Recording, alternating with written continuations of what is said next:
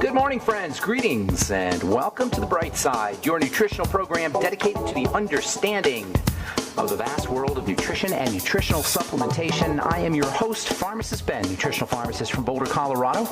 I use nutritional supplements where other healthcare practitioners use toxic pharmaceutical drugs and sometimes deadly medical procedures. If you suspect that there are natural nutritional roads to your vitality and health and well-being and to addressing your health challenges, whatever they may be, but you don't know where to begin, you have come to the right place. As you listen to The Bright Side every day, you are more and more in control of your body. You are more and more knowledgeable, and you know you can overcome any health challenge. That is why we are here every day on The Bright Side, helping clear up the sometimes confusing world of nutrition and nutritional supplementation.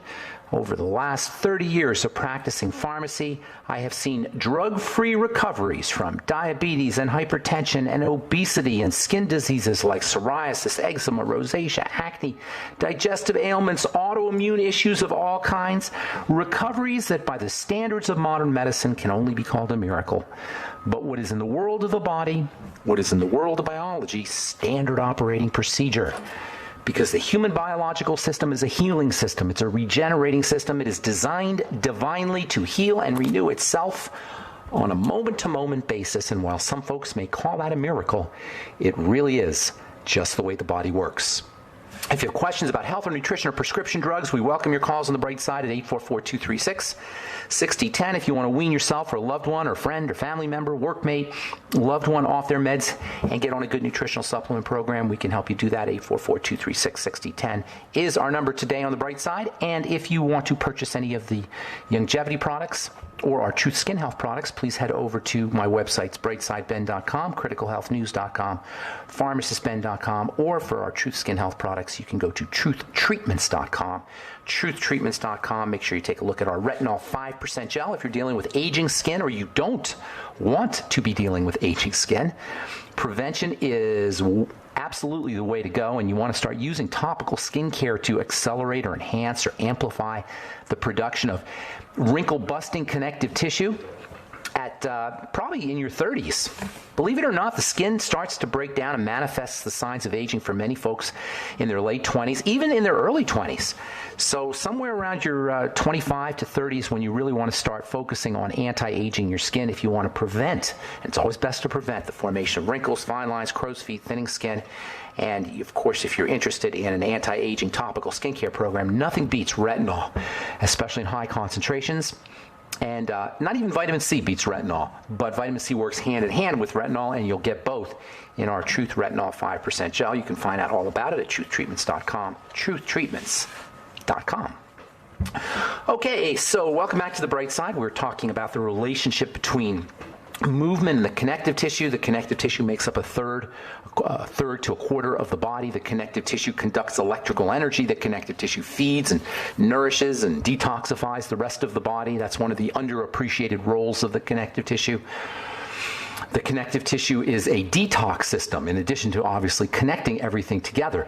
The connective tissue is composed of fibers that are dispersed in this complex of biological grout, if you will. The grout, the biological grout that holds the fibers in place, is made up of sugars.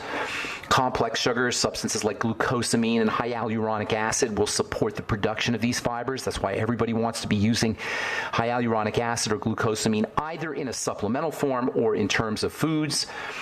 Specifically, bone broth protein and bone broth are good sources of glucosamine.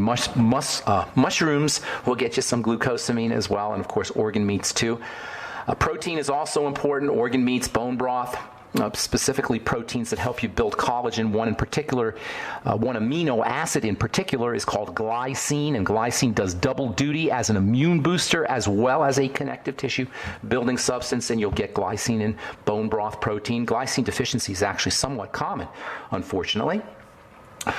There's also trapped water in the connective tissue, what we've been calling structured water or electrified water. This is water with a voltage. And the primary role of this structured water that's trapped inside the connective tissue, or more specifically bound inside the connective tissue, is to support the electrical charges on the connective tissue. Connective tissue is an electrical network in the body.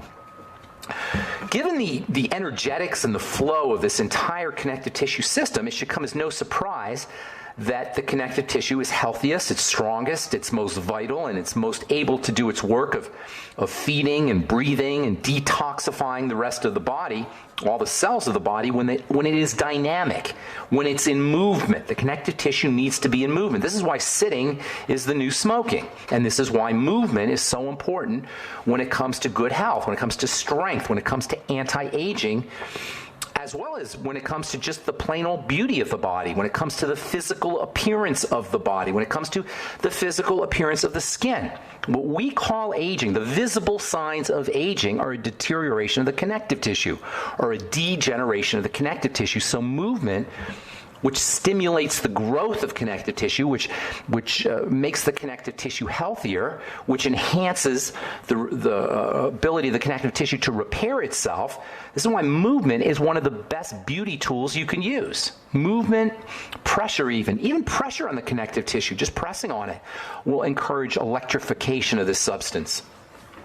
So movement, pressure, generally what we call stress, is the connective tissue's best friend. Yes, stress is the connective tissue's friend. That is stress within a context of rest. Stress, or what is technically called eustress, as in EU, the prefix for good, eustress, good stress, encourages the production of new, young, strong, healthy collagen and connective tissue. It encourages the breakdown and the elimination of old, weak collagen and connective tissue. The body has a cleanup system for getting rid of old collagen. If you're dealing with osteoporosis, you probably have an issue with your connective tissue. You probably have an issue making your connective tissue. One of the big problems with the drugs they give you for osteoporosis, substances like Fosamax or Boniva, technically these substances are called bisphosphonates. One of the problems with these bisphosphonates is the way they work is they suppress the degradation of old connective tissue, that is old bone. By suppressing the production of old bone, you maintain your bone, but it's old bone. It's weak bone, and this is why people on Boniva and the Fosamax and the bisphosphonates are more prone to fractures. The body needs to clean up the old stuff and build the new stuff. There's no drugs that are going to build new tissue. There's no drugs that are going to make you healthy, make your connective tissue healthier. They can suppress the deterioration or the degradation or the removal of the old stuff, but it's not going to stimulate any production of the new stuff. Only nutrition does that. Only oxygen does that. Only detoxification does that, and only movement does that. So movement plays a very important role in the nourishment, the repair, the oxygenation of the cells that produce the connective tissue. In fact, all cells of the body are better nourished, better electrified, better oxygenated, better detoxed when we are dynamic, when we're movement, especially the detox. Movement of the connective tissue and of the muscle that's associated with the connective tissue is way more important for detox than any detox formula you could buy. I always get a kick out of detox formulas, and there's lots of them on the market, because most detox formulas are made with herbs. And guess what? Herbs have to be processed like toxins. So it's just crazy to take an herbal detox formula when your body has to process that herbal detox formula as if it were a toxin. You just put more work on your detox system, on your liver, and on your detox enzymes when you use an herbal supplement, when you use an herbal detox. One of the best ways to energize and stimulate the muscles and the connective tissue is to do stretches. As the connective tissues pull on the muscles and as the muscle fibers loosen and start moving with each stretch, they also flush out toxins and waste byproducts. These toxins and waste byproducts accumulate in the body as the body is sedentary, especially at night when we're inactive for 6 or 8 or even more hours. So carbon dioxide builds up at night, lactic acid builds up at night, and one of the reasons we feel like crap in the morning and we go reaching for the coffee is because of this accumulation of toxicity, carbon dioxide and lactic acid, that have built up through the night. That's why stretching first thing in the morning is so important. All right, I'm Pharmacist Ben. 844-236-6010 is our number. You're listening to The Bright Side. We'll be back right after this. Okay, we are back on the bright side. I'm Pharmacist Ben. 844-236-6010 is our number. If you have questions about health, nutrition, prescription drugs, the longevity products, skin health questions, if you have a comment or success story you'd like to share, if you've used our Truth Skin Health products, love to hear what you think about that. Or if you've noticed changes in your health from using the longevity products, we'd love to hear about that as well. 844-236-6010 is our number on the bright side, and we'll get your calls here in our next segment. I am Pharmacist Ben. We're on the air on the bright side Monday through Friday, 8 to 9 Pacific and 10 to 11 Central Time, and 24/7 on our archive pages at brightsideben.com, pharmacistben.com, and criticalhealthnews.com. You can purchase longevity products right off the website. And, of course, you can sign up to join the Brightside Ben team for a one-time $25 fee. You can start a longevity business. You can sign up right off the website or call 866-735-2470. That's 866-735-2470. If you're business-minded, entrepreneurially minded, if you like starting businesses, if you like being in business, if you like the sales, the dynamic of sales, which I consider to be just, if you have a good product, I consider it to be a super valuable and super important way to make money. If you have something that's going to change lives, which is, of course, what longevity products do. They change lives at the most fundamental level, which is the level of health, the level of the body. Give the gift of good health this Christmas season. If you are in longevity, give some Beyond Tangy Tangerine. Give some Beyond Tangy Tangerine to somebody in a nursing home. Watch what happens. Remember, one of the great gifts of the human body is the more deficient we are, the more nutritionally deficient we are, the faster our body absorbs those nutrients. Like a dry sponge sucks up more water than a wet sponge. And folks in nursing homes are so malnourished, so undernourished. Give the gift of Beyond Tangy Tangerine to someone in a nursing home. Watch what happens. Almost in front of your eyes, just like when you water a plant that hasn't been watered, almost in front of your eyes, you'll see the body, just like a plant, start to sprout, just get bigger. It'll look bigger as people are nourished, as people start getting their electrical nutrients, as people are hydrated. You can actually visibly see changes, let alone the changes that will accrue over the course of time in the immune system and in building and in the brain as well. You can find out about all the longevity products at brightsideben.com, criticalhealthnews.com, and pharmacistben.com, also benfuchsarchives.com. Okay, so stretching, super duper important. Stretching helps the body, helps detox, improves detox. Movement of the connective tissue of any kind is important for detox. Stretches where you pull the muscles and the muscle fibers start to loosen and the muscle fibers move, flushes out toxins and waste products, especially first thing in the morning when these toxins tend to accrue or tend to be at their highest concentration because we've been still throughout the night. So carbon dioxide and lactic acid can build up. Yesterday we talked about watching your pet, or especially your cat, wake up from a nap. You'll see that your cat, and your dog for that matter, will naturally stretch their body. They intuitively understand that stretching improves the muscles and improves the connective tissue's ability to circulate blood and circulate lymph and detox as well. And by the way, lactic acid and carbon dioxide can cause neuropathies and cause what's called joint pain, cramping, soreness. Improving the elimination of these substances, lactic acid, carbon dioxide, and other toxins can help improve neuropathies, can help improve cramping, can help improve soreness. Many people notice that they have their neuropathies get worse in the middle of the night or first thing in the morning. Stretching, of course, also prepares the muscles for activity. It doesn't have to be intense activity. Most people know that a good stretch before a workout is helpful, but you can just do a stretch first thing in the morning to protect you from support your activity throughout the day. It doesn't have to be a big workout. You got two kinds of stretches. You got static stretching and dynamic stretching.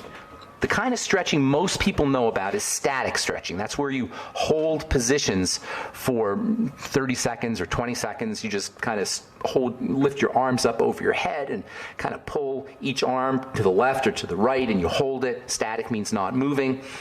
Dynamic stretching involves the movement of the muscles, doing things like leg lifts, butt kicks, hacky sack kicks where you raise your knees up to your chest. Those are dynamic stretches. Dynamic stretches are more appropriate if you're going to be doing weightlifting, if you're going to be doing intense workouts or powerful workouts.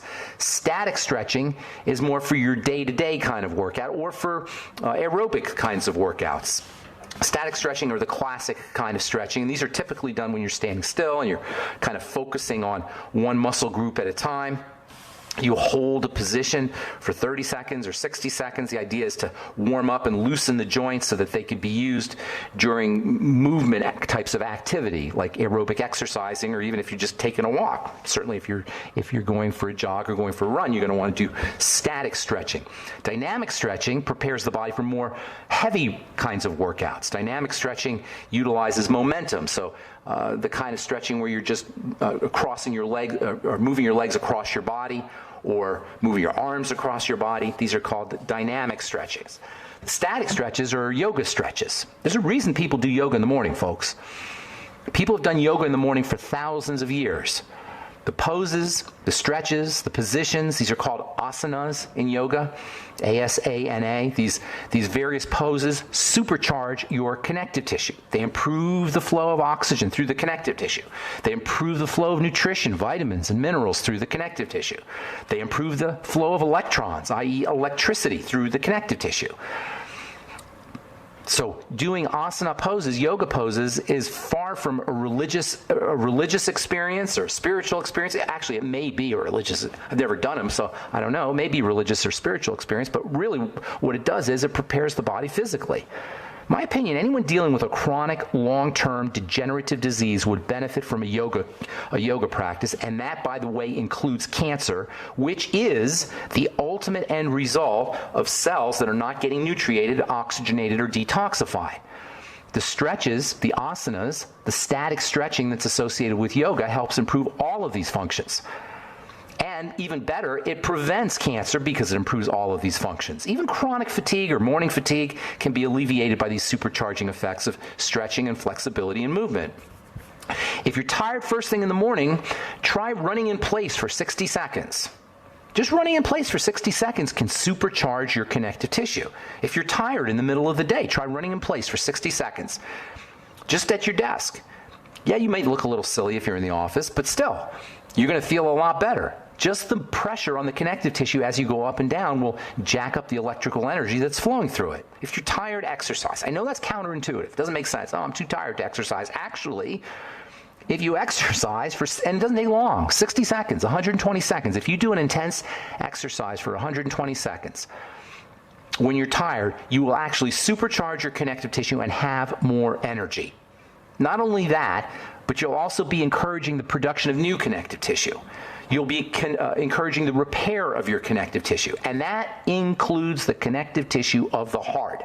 Remember, we started this whole connective tissue discussion a couple of weeks ago by talking about the heart being dependent on connective tissue, heart cells being dependent on connective tissue, the organ itself hanging on connective tissue. The organ called the heart is actually protected by a bag of connective tissue, the pericardium. In my opinion, that makes stretching, movement, exercise, nutrition for the connective tissue way more important for cardiovascular health, for heart health, than any toxic cholesterol-lowering statin drug. Yes, stimulating the production of connective tissue is way more important for cardiovascular health than suppressing cholesterol. Of course, you don't need a doctor for any of these strategies we're talking about here, and you'll be a lot better off. All right, I'm Pharmacist Ben. 844-236-6010 is our number. We'll be back with more good health information and you and your phone calls right after this. Don't go away.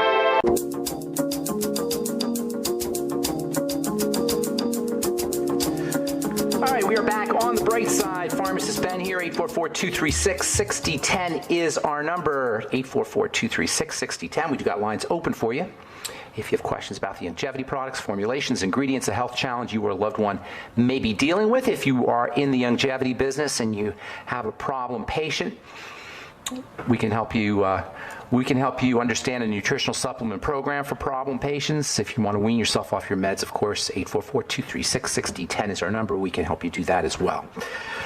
Okay, we'll get your calls here in just a sec. Tomorrow we'll continue talking about connective tissue and the heart, how you can support cardiovascular health by using connective tissue building strategies. I want to talk some more about coenzyme Q10. I'm not done talking about that one.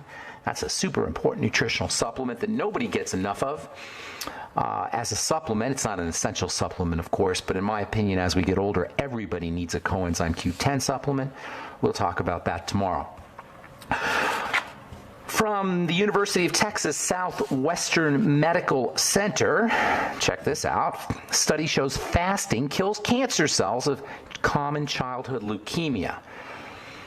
Study used mouse models that indicated the effects of fasting on blood cancers. And this was published in the journal Nature Medicine. They identified a mechanism that was responsible for fasting, what they call fasting treatment. It means using fasting to treat cancer. I love this idea because most of us, many of us anyway, are under the impression that when you have cancer, you got to eat a lot of food. You got to eat more calories because you don't want to get skinny. Well, as it turns out, fasting can actually kill cancer cells. This is perfectly understandable when you understand how the body responds to calorie restriction. The body upregulates growth and building and repair and anti-aging and immunity under conditions of calorie restriction. It kind of tricks the body. Restricting the calories either through fasting or just eating less calories tricks the body into thinking that it better get going. It's like a kick in the pants. A good fast or calorie restriction even is like a kick in the pants for the body's metabolism. It says, you better get moving, body, and you better get healthy, body, because we got to go find some food. That's basically what the message is. That's why fasting is so darn important, not only as an anti-cancer strategy, according to this article, and according to numerous other articles, but just as a general anti-aging feel-good strategy, fasting and calorie restriction. Remember, this whole discussion on connective tissue began with our talk about the ketogenic diet. The ketogenic diet is a high-fat, low-calorie diet. High-fat, low-calorie. Cannot emphasize that enough. High-fat, low-calorie, because a lot of folks are under the impression that it's a high-fat diet. It's not a high-fat diet. It's a high-fat, low-calorie diet, meaning lots of your calories a high percentage of your calories should be coming from fat, but overall your calories need to be kept low. So in many ways, the ketogenic diet is like a calorie restriction diet, even though it gets the reputation, or even though we call it a high-fat diet. Calorie restriction is a cheap and powerful anti-aging and healing strategy, as is periodic fasting, or intermittent fasting as it's called. From the Journal of Neuroimmune Pharmacology, researchers find chemicals in marijuana that could help treat multiple sclerosis. I love this idea. More and more, we're finding out that marijuana contains active medicinal compounds, particularly CBD. This article is about CBD, actually. 2011 study. This is from, I got this from the Journal of Neuroimmune Pharmacology last year. This is quoting a 2011 study that showed that CBD, cannabidiol, which you could find, by the way, on our website, brightsidehealth.com, Pure Hemp Technology CBD tincture. CBD, according to the study, treats MS-like symptoms in mice by preventing immune cells in their body from transforming and attacking the insulating covers of nerve cells in the spinal cord, that is, the so-called myelin sheath. More information about CBD. CBD is an anti-inflammatory. CBD is awesome for anxiety issues. CBD is anti-pain. And now, according to this article, CBD can help treat multiple sclerosis-like symptoms. All right, 844-236-6010 is our number. I got lines open. Let's go to Shauna in Idaho. Shauna, good morning. Good morning. You're How's it going? my wisdom wizard.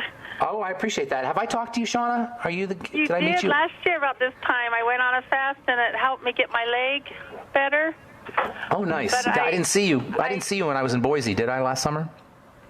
You saw me at convention. Oh, at the convention. Okay, good deal. Yeah, So, I showed you my leg. I said, whoa, it looks a lot oh, better. yes. I remember. It looked a lot better. And how's it looking now? Good, except I still get itching a lot in the night. I'll wake up, I won't have any rashes, and I'll just start itching. It will move from my chest to my back, down my waist, down my legs. Is it the kind of itching that's underneath, that feels like it's underneath, like inside, and you can scratch it, but you can't quite get at it, sort of thing? Yeah, but it feels good to scratch it. It still feels good to scratch it. Huh? Go ahead. I've been looking at some others, and someone said it might be hypothyroid. Well, it's definitely hypothyroid. No, it's definitely hypothyroid, but that's not the cause of it. Hypothyroid precedes everything. It precedes all of it. Hypothyroid, the thyroid slows down under certain conditions. Number one, it will slow down when you're under chronic adrenal stress. Okay, I am on that. Yes, you know, many people are, and this accounts largely for the epidemic of hypothyroidism that we're confronting. Women will notice that when they go through menopause or perimenopausally or in menopause, that they go hypothyroid because menopause puts a major burden on the adrenal glands. Also, the second reason why we go into hypothyroidism is because of autoimmune disease, specifically something called Hashimoto's hypothyroid. Now, Hashimoto's hypothyroid is associated with the body actually killing or somehow perceiving the thyroid as the enemy and attacking the thyroid cells. This is why, by the way, thyroid hormone is just such a silly way to treat hypothyroidism. The problem isn't the hormone. The problem is the organ, the gland. Either it's under autoimmune attack or it is slowing down subsequent or following adrenal stress. So what I'd be doing, Shauna, if I were you, first and foremost, is working with the digestive system just to make sure you don't have any autoimmune problems. And I know from seeing you that there's a very good possibility that you do have some kind of autoimmune thing going on. Have you been diagnosed with any autoimmunity? I have not gone to a doctor. I just listened to you. Okay, good. So just work. You don't need to necessarily. There's nothing a doctor can really do for you. That's really important, Shauna. You're a smart gal, because most people just go right to the doctor, and there's nothing a doctor can do. So first thing, Shauna, look for digestive health issues. And I'm just going to say the same thing I say to everybody. You got to vegetable juice, no sugar, smoothies. You know the drill. You know the drill. Anything that has for life. There you go. And fermented foods will restore gut bacteria, and gut bacteria are important for turning inactive thyroid hormone, T4 so-called, into active thyroid hormone, or T3. So even if you don't have an autoimmune disease, a healthy intestine and a healthy gut bacteria population is important for activating thyroid hormone. So that's the first step. Okay? The second thing you want to do is look for anything that is causing any kind of burden on the body, whether it's a psychological burden or emotional burden, mental burden, or physiologic burden. Now, once you work on the digestive system, that's going to eliminate a major physiologic burden. You mentioned keeping yourself low sugar, low carb. That can also reduce the burden of sugar toxicity and of excessive insulin. And so working on calming down the adrenal glands is very important, but there's also some more direct ways that you can treat the adrenal glands. You notice we didn't say anything about the thyroid here. We talked digestion, we talked blood sugar, we talked adrenals. I didn't even mention the thyroid, and I'll tell you why here when we come back. So hang on, Shauna. We'll take a commercial break and we'll finish up. We got lots of lines open for you at 844-236-6010. I'm Pharmacist Ben. You're listening to The Bright Side. We'll be back after this. Okay, we are back on The Bright Side. I'm Pharmacist Ben, and we have lines open at 844-236-6010. Talking to Shauna. Excuse me there, Shauna. Are you there? Yeah. Okay, so Shauna, you notice we didn't say anything about the thyroid, right? We talked about the digestive system, protecting the immune system, that is patching up the gut. I didn't talk about patching up the gut. Use glucosamine to patch up. Fermented foods for improving the population of gut bacteria. Gut bacteria activate thyroid hormone, patching up the gut with cartilage-containing products, glucosamine, your Fucoid Z, which will also get you a little iodine, by the way. And then focus on the adrenal glands. Relax your body. Now, the digestive strategies and the blood sugar strategies will have a beneficial effect on your adrenals.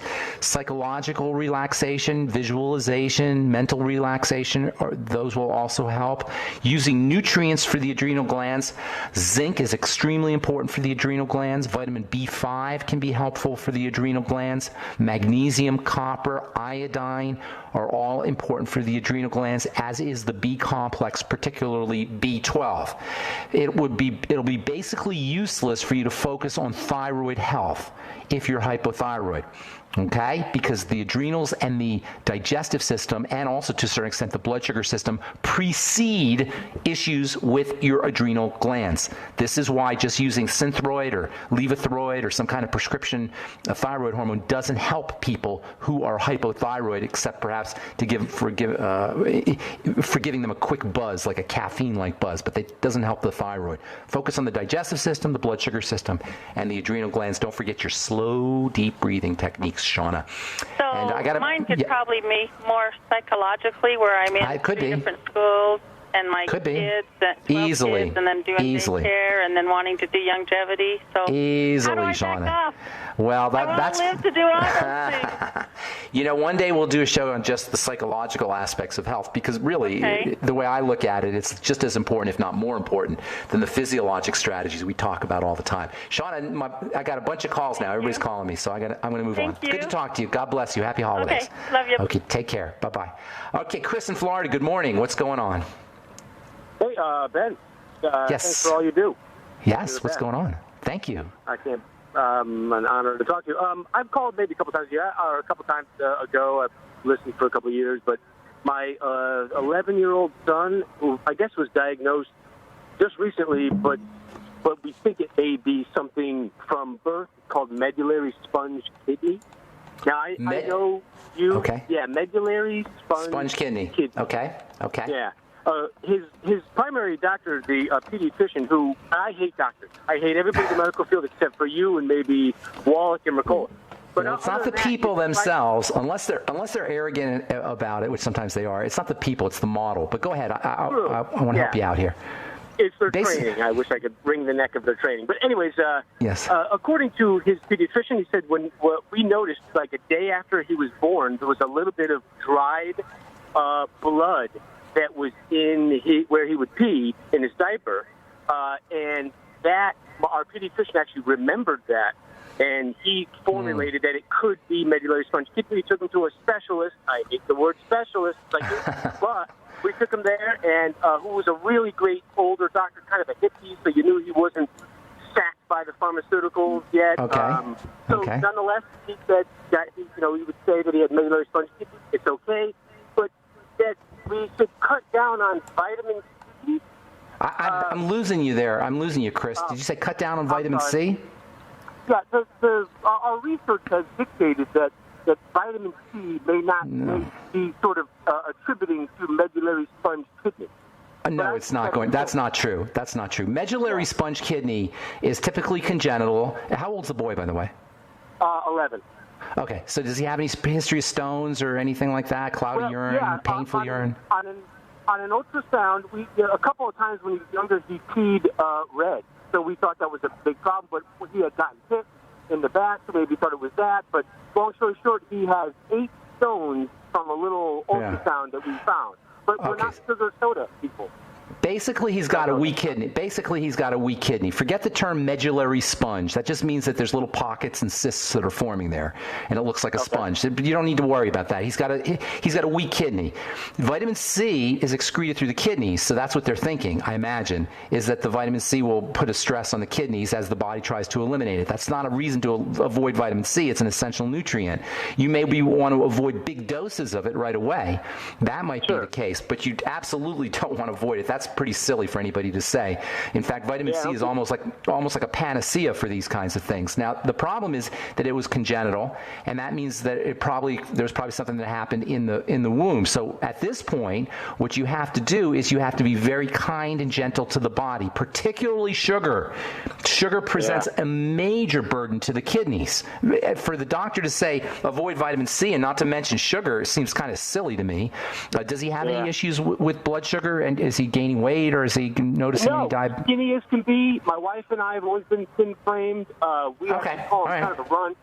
But Okay. What you got to be doing is taking care of his body as just like you'd be doing with anybody else or any other child, except you got to do it with more vigilance, because he's already he's a little bit compromised at the level of the kidney, which is an incredibly important structure. Sugar restriction, limiting processed foods and sweets and such is important for everybody, but it's extra important for your boy.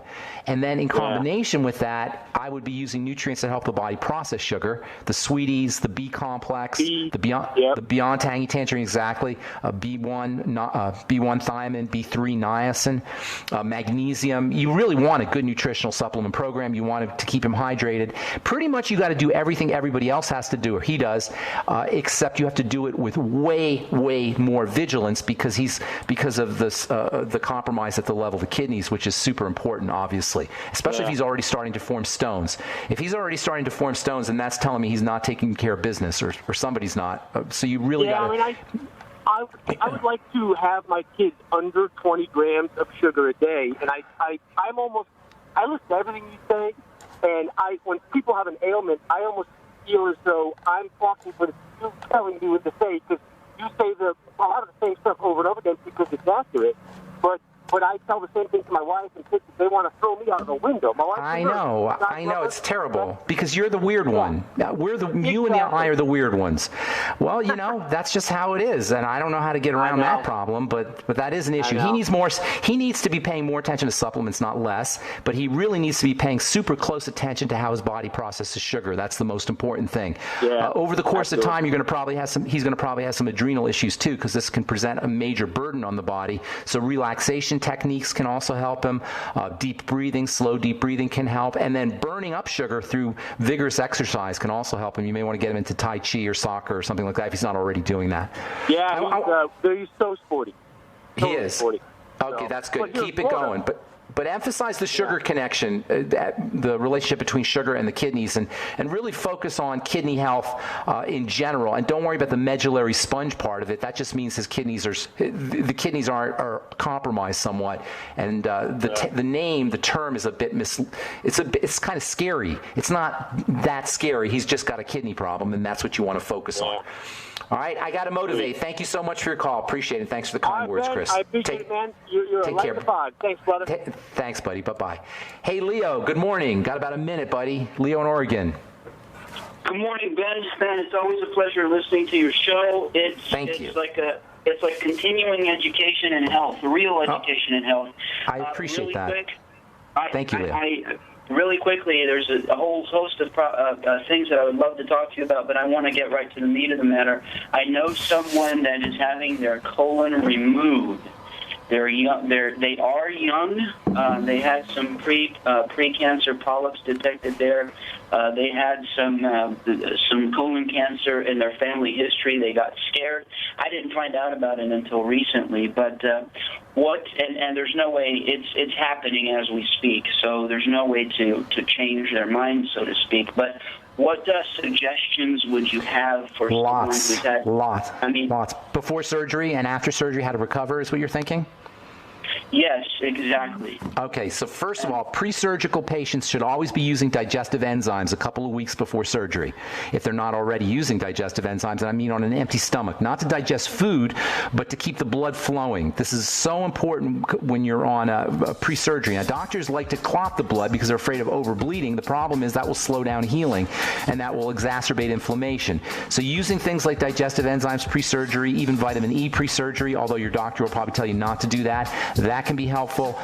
Making sure you're loading up on protein, especially building protein, bone broth protein, cartilage-containing protein, and then also glucosamine. Anything to help you build connective tissue to stimulate the repair or minimize trauma and stimulate healing and repair. I'm out of time, Leo. I'm sorry, buddy.